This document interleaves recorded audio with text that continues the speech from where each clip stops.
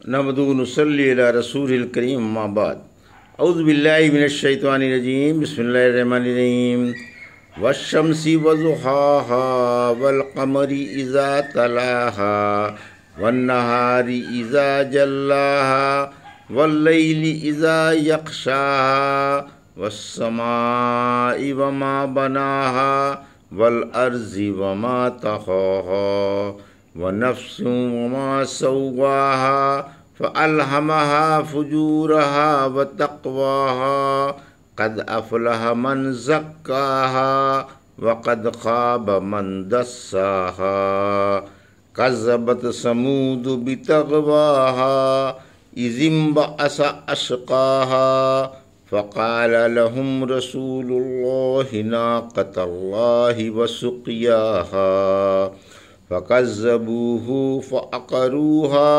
فدمدم عليهم ربهم بذنبهم فسواها ولا يخاف عقباها۔ ابھی آپ نے سورہ شمس کی آیت 1 سے 15 کی تلاوت سماعت فرمائی۔ بترتیب مصحف یہ 91ویں اور بترتیب نزول 26ویں سورہ ہے۔ اس میں 15 آیتیں اور 1 رکوع ہے۔ پیش ہے ان آیتوں کا ترجمہ اور تفسیر ابن کثیر سے۔ بسم اللہ الرحمن الرحیم۔ والشمس وضحاها آیت 1، والقمر اذا تلاها آیت 2، والنہار اذا جلاها آیت 3، واللیل اذا یغشاها آیت 4، والسماء وما بناها آیت 5، والارض وما طحاها آیت 6، ونفس وما سواها آیت 7، فألهمها فجورها وتقواها آیت 8، قد افلح من زکاها آیت 9، وقد خاب من دساها آیت 10۔ ترجمہ۔ میں اللہ کے نام سے شروع کرتا ہوں جو بڑا ہی مہربان و شفیق ہے۔ سورج کی اور اس کی دھوپ کی قسم، اور چاند کی قسم جب کہ اس کے پیچھے آئے، اور دن کی قسم جب کہ سورج اسے نمایاں کر دے، اور رات کی قسم جب کہ وہ سورج کو چھپا لے، اور آسمان کی اور اس کے بنانے والے کی قسم، اور زمین کی اور اس کے پھیلانے والے کی قسم، اور نفس کی اور اس کی جس نے اسے درست بنایا، پھر اس میں نافرمانی اور پارسائی ڈالنے والے کی قسم۔ وہ کامیاب ہے جس نے دل پاک کر لیا، اور وہ ناکام ہے جس نے اسے آلودہ کر لیا۔ یہ تھا ترجمہ سورہ شمس کی آیت 1 سے 10 کا۔ تفسیر۔ آیت 1، سورج اور دن چڑھنے کی قسم۔ آیت 2، یعنی چاند کی قسم جو سورج کے یا دن کے پیچھے آئے، یا سورج ڈوبتے ہی ہلال والی رات کو ہلال کی قسم۔ مہینے کے پہلے 15 واڑہ میں سورج کے پیچھے اور پچھلے میں سورج چاند کے پیچھے رہتا ہے۔ آیت 3، یعنی دن کی قسم جب سورج اسے روشن کر دے اور اندھیرا دور کر دے، یا جب وہ روشن ہو جائے۔ 4، رات کی قسم جب وہ سورج کو چھپا لے، کیونکہ سورج رات ہی میں غائب رہتا ہے اور اندھیرا چھا جاتا ہے۔ آیت 5، وما بناها یعنی آسمان بنانے کی یا بنانے والے کی قسم۔ سورہ زاریات کی آیت 47 میں فرمایا، ہم نے آسمان اپنے ہاتھوں سے بنایا اور ہم کشادہ کرنے والے ہیں۔ آیت 6، یعنی زمین بچھانے کی قسم یا اس کے بچھانے والے کی قسم۔ آیت 7، یعنی ٹھیک ٹھاک اور فطرت پر قائم ہونے کی حالت میں نفس کے پیدا کرنے یا کرنے والے کی قسم۔ سورہ روم کی آیت 30 میں فرمایا، یکسو ہو کر دین پر اپنی ذات قائم رکھ جو اللہ کی پیدائش ہے، جس پر اس نے لوگ پیدا کیے، اس کی پیدائش میں تبدیلی نہیں ہوتی۔ حدیث میں ہے ہر بچہ فطرت پر پیدا ہوتا ہے، پھر اس کے ماں باپ اسے یہودی یا عیسائی یا مشرک بنا دیتے ہیں۔ جیسے جانور کا بچہ صحیح پیدا ہوتا ہے، کیا تم نے کوئی بچہ کنکٹا دیکھا ہے؟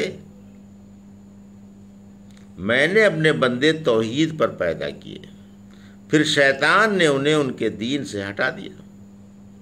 آیت 8 تقدیر کا بیان۔ پھر دلوں میں نیکی و بدی ڈالنے کی اور تقدیر میں لکھے ہوئے کاموں کی طرف رہنمائی کرنے کی یا کرنے والے کی قسم۔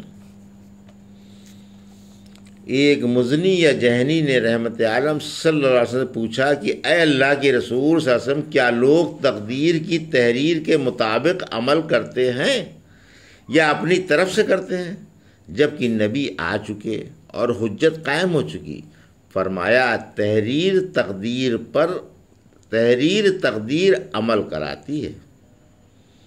بولا تو پھر ہم عمل کیوں کریں؟ فرمایا اللہ نے جسے جنت یا دوزخ کے لیے پیدا کیا ہے اس کے عمل اس کے لیے آسان فرما دیے ہیں۔ اس کی تصدیق قرآن کی آیت میں بھی موجود ہے، وَنَفْسٌ وَمَا سَوَّاهَا۔